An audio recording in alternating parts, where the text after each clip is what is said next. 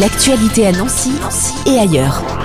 Découverte aujourd'hui de l'association AD2S qui œuvre dans le domaine de l'accès aux droits avec comme mot d'ordre permettre à chacun d'accéder à ses droits. Pour nous en parler, nous accueillons en studio Brigitte Casucci, bonjour. Bonjour. Présidente de cette association, et Charline Trouillet, bonjour. Bonjour. Qui en est la directrice. Déjà AD2S, physiquement, ça se situe où à Nancy ? C'est sur le site du Grand Sauvois d'avant, Arelia maintenant, à Maxéville, périphérie de Nancy. Si vous deviez faire le portrait de cette association, son objectif, j'ai dit une phrase, de permettre à chacun d'accéder à ses droits.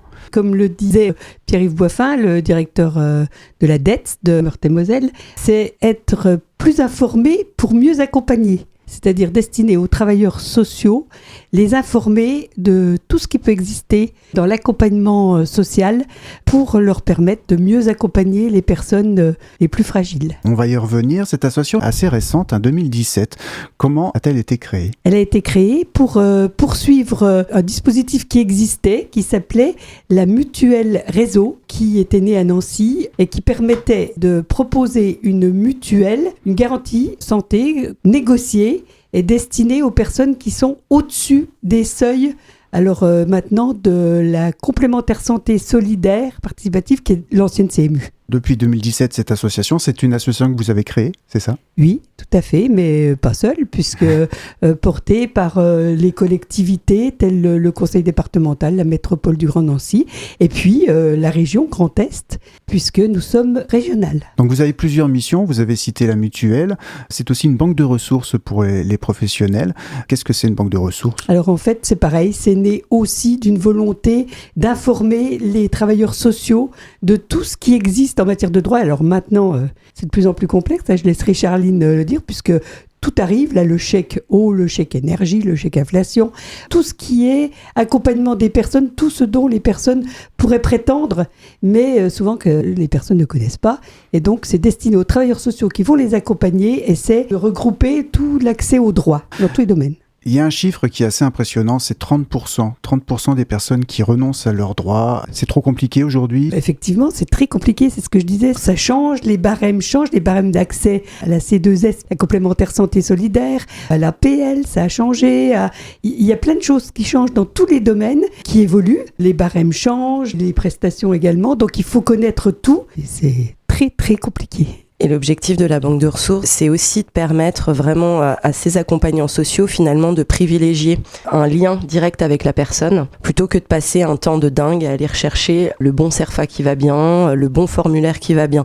Sachant que la banque de ressources reste pour le coup un site web fiable et en tout cas avec des données fiabilisées, dans la mesure où ce sont les ouvreurs de droit eux-mêmes qui viennent finalement alimenter cette banque de ressources et qui nous donnent accès à l'ensemble des dernières informations, des derniers formulaires, des derniers CERFA. Pour ça, on conventionne avec la CAF, avec la CPAM, avec beaucoup d'organismes qui finalement nous permettent d'être toujours, j'ai envie de dire, au cœur de l'actualité et toujours sur des données, encore une fois, fiabilisées. Voilà, donc vous n'avez pas un travail directement avec les personnes bénéficiaires, c'est vraiment à destination des professionnels, mais vous avez un rôle essentiel aujourd'hui. Oui, surtout comme vous l'aviez dit, 30% de non-recours. Donc l'objectif, c'est effectivement pour nous de permettre à chacun d'accéder à ses droits et au maximum de personnes de pouvoir connaître et surtout être orientés vers le bon dispositif, vers la bonne aide dont les personnes pourraient prétendre. Pour vous faire connaître aujourd'hui, comment vous faites ? Vous avez parlé de Lab tout à l'heure. C'est des moments justement où vous avez l'occasion de faire la promotion de ce que vous faites, enfin surtout faire connaître l'association et tout ce qui vous proposez ? Oui, entre autres, sachant que les labs sont des temps d'échange entre professionnels qui du coup se retrouvent autour d'une thématique. Alors bien souvent, ce sont des thématiques évidemment de l'ordre de l'accès aux droits.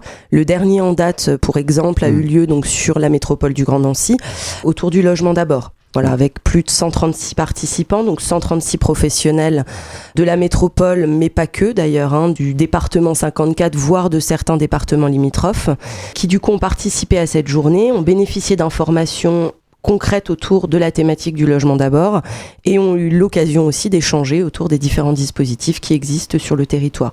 Donc ça, c'est un exemple. On développe également ce qu'on appelle des webinaires, c'est-à-dire aussi des temps d'information qui là sont plutôt des temps d'information descendants. Ça dure 1 heure, c'est du flash. C'est un peu comme du flash info. En l'occurrence, on travaille très en lien avec la CAF sur ces webinaires où on va être sur de la descente d'informations claires. Le prochain aura lieu lundi, pour le coup, sur la thématique de l'ARIPA et de l'intermédiation financière dans le cadre du versement des pensions alimentaires. Et puis un prochain aura lieu encore sur les aides à domicile. Enfin voilà, donc on organise des temps un peu phares comme ça tout au long de l'année, en fonction aussi des remontées de terrain et des besoins des professionnels qui nous disent que voilà, certaines thématiques sont pas forcément très claires ou par le biais de nos ouvreurs de droit qui disent là il faut qu'on communique un peu plus précisément sur certaines aides, sur certains dispositifs qu'on développe parce qu'ils ne sont pas mobilisés et que potentiellement des personnes pourraient y prétendre. Beaucoup de choses sont méconnues aujourd'hui, d'où les 30%, ou la complexité aussi des démarches pour les bénéficiaires qui en rebutent beaucoup. Ça peut expliquer ces 30%? Oui, complexité dans les démarches administratives, manque d'informations, fracture numérique, c'est tout autant de facteurs qui font qu'aujourd'hui les publics n'accèdent malheureusement pas aux droits fondamentaux. Alors que les publics sont de plus en plus nombreux puisque on note un taux en France de 14,5% de pauvreté et dans notre région, on a des départements qui sont à 19% taux de pauvreté, 1 sur 5. Et pour une présidente comme vous, la création de cette association, son évolution, quel regard vous avez depuis 2017 Vous dites vraiment on a bien fait de créer cette association, il y a encore beaucoup de boulot. C'était la volonté aussi des collectivités, des pouvoirs publics, de pouvoir nous aider pour justement informer, renseigner les travailleurs sociaux. Mais on note une réelle évolution aussi, puisque Charline, je pense, va vous en parler, mais on est sollicité également pour renseigner le public. Maintenant. Oui. Donc on se rend compte qu'il y a vraiment un besoin et là on le fait aussi sur nos outils, sur notre site, mais alors là ce coup-ci en ouvrant ce site au public. Je pense que Charline peut... tout à fait, on peut certaines applications qu'on peut retrouver sur notre site internet, donc www.ad2s.org, sont accessibles. Alors la banque de ressources et la mutuelle dont parlait Brigitte tout à l'heure, qui maintenant s'appelle Garantie Santé AD2S, ces dispositifs-là sont soumis à adhésion. C'est-à-dire que les associations adhèrent à AD2S pour pouvoir proposer finalement à leurs professionnels ou à leur public ces dispositifs, ces outils. Alors l'adhésion est très minime, on parle de 300 € au maximum. Pour les associations pour les associations de plus de 100 ETP, sachant que le montant minimum de la cotisation est à hauteur de 50 € pour des toutes petites associations qui n'ont pas forcément d'ETP ni qui ne fonctionnent pour certaines qu'avec des bénévoles.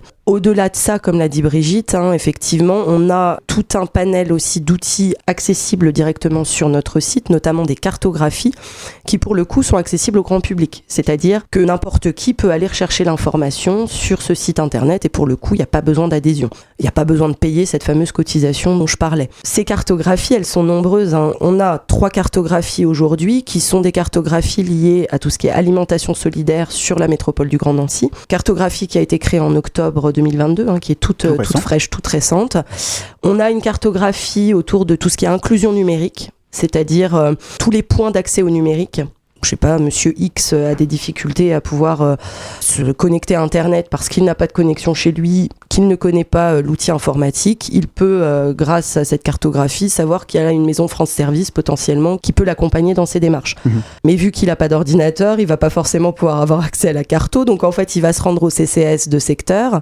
Et puis le CCAS, lui, pour le coup, va l'orienter sur le bon dispositif qui va bien grâce à cette carto parce que elle aura identifié grâce à une géolocalisation. Donc ça, c'est notre carto inclusion numérique. Et puis une 3e cartographie qui est le guide des solidarités, qui là recense finalement toutes les associations de l'économie sociale et solidaire qui sont situées sur le département de la Meurthe-et-Moselle. Et nous avons été retenus dans le cadre d'un appel à projet, dans le cadre du plan pauvreté, pour développer au niveau de l'échelle Grand Est une cartographie de l'alimentation solidaire sur les 10 départements de notre région, donc qui a pour objectif surtout pour les bénéficiaires, de pouvoir se repérer, se géolocaliser, de pouvoir accéder au lieu d'alimentation solidaire le plus proche de chez elles, de chez eux, et qui doit permettre surtout de favoriser l'accès à une alimentation saine et durable, dans la mesure où on se rend évidemment compte qu'aujourd'hui, au vu de la situation qu'on traverse en ce moment, l'accès à 3 repas par jour, c'est pas toujours simple, et encore moins avoir accès à une alimentation équilibrée. Donc on va recenser tous les lieux d'alimentation solidaire, mais pas que, toutes les initiatives, les expérimentations, les ateliers cuisine, enfin voilà, tout ce que certaines associations peuvent développer aussi en parallèle des expérimentations. Donc une évolution pour cette association AD2S qui s'adresse déjà en priorité aux professionnels, mais qui s'ouvre aussi à avoir une information auprès du grand public. Donc on n'hésite pas à aller se rendre sur votre site ad2s.org. Qu'est-ce qu'on peut vous souhaiter pour cette année ? Ce qu'on peut dire pour l'évolution de notre association, c'est que Shaines Kirouni, la présidente du conseil départemental de Meurthe-et-Moselle, a décidé, souhaite que chaque commune de son département puisse proposer la fameuse garantie santé AD2S, donc un accès aux soins facilité en accédant à une mutuelle négociée, en conventionnant avec notre association et permettre ainsi à toutes les communes de Meurthe-et-Moselle d'accéder à ce dispositif qu'est la garantie santé. Sur le département 54, ça concerne 592 communes qui, on l'espère, vont déclencher et vont permettre à leurs administrés du coup de pouvoir accéder à cette mutuelle. Donc vous pouvez peut-être nous souhaiter que finalement un maximum de personnes puissent accéder à cette garantie santé et qu'on n'existe plus d'ici quelques années parce que du coup il y aura plus besoin de nous et que notre utilité finalement n'aura plus lieu d'être. Chacun aura accès à ses droits de manière automatique et il y aura plus besoin de nous. Je pense que finalement vous pouvez nous souhaiter de disparaître. Voilà, c'est notre vœu aussi. Merci beaucoup en tout cas pour cette présentation. Merci à vous. L'actualité à Nancy et ailleurs. C'est sur Fudget. Pour y participer, contactez-nous au 03 83 35 22 62.